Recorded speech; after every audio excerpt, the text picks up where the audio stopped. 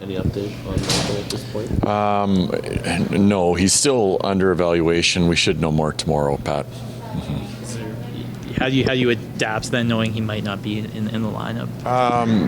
Everybody, it's not just on one guy. You always talk about that when a key player goes down, that it's a collective thing where everybody has to raise their game and pick up the slack together, I guess, from a player like that that's missing.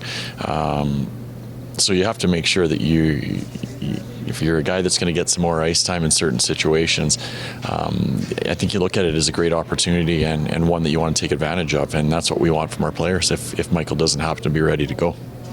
That said, you talked a little bit about Adam yesterday and just how you felt like he's been part of it for a long time. I'd imagine, trying to stay ready is always part of this, but making sure that you're ready to go tomorrow. Yeah, and that was a big part of why we sent him to Winnipeg to get the 2 games with the Wranglers. I feel like when he plays games, he stays in the rhythm. He's such a big man that if he's not playing a lot, it's hard for him to get his tempo and mojo back. So he's a guy that I really think can help us, because not only is he huge, but he can skate and he brings a lot of pace to the game. So I think him, depending on what happens with certain situations here, getting him in the lineup, I think would be a good thing for our team. I know you've talked a lot about how valuable it is to have guys with experience, guys who've been through this, but I wonder, how valuable it is for some of the young guys to be going through these high leverage games on a nightly basis, where every shift and every moment has kind of under the microscope a little bit more. Well, you want that for all your players to play in games that matter, because that's the only time you get the experience of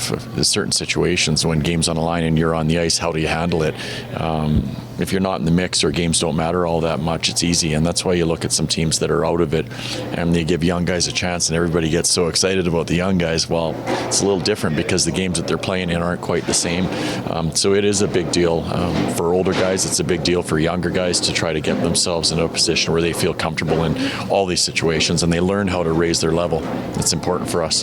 Ryan, when you see, or we just watched a guy like Blake Coleman pick up the pucks at the end of an optional because he worked for an extra 20 minutes, and based on what you said last night about we need the secondary, we need the third level scoring, how important is it that just all those guys take kind of an individual onus of that? Well, that's why you love Blake, right? That's one of the things we talk about leadership.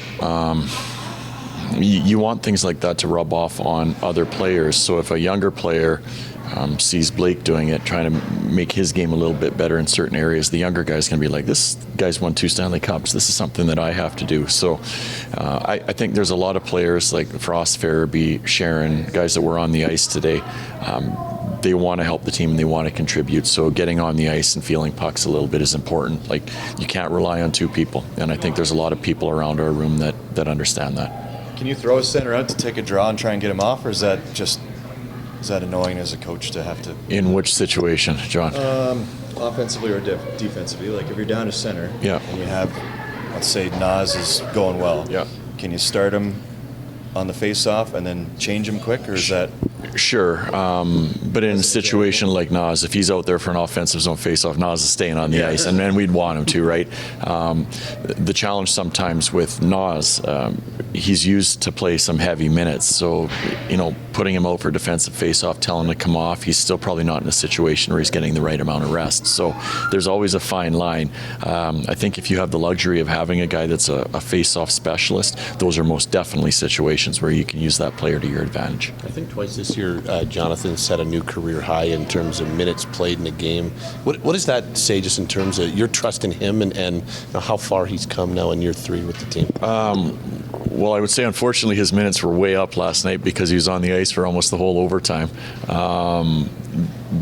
But there's certain nights where I really feel like the more you get him on the ice, the better it's going to be for our team. There's some nights where his engine's going, and when he has the puck, things are happening. And that was a night last night that I felt that was the way it was going to go for him. I think with his overall game right now, the way we use him on the penalty kill, how I trust him in the defensive zone, he's earned that, I think, with how he's approached every game. You don't see a lot of guys that are harder or stronger on his sticks than what he's been.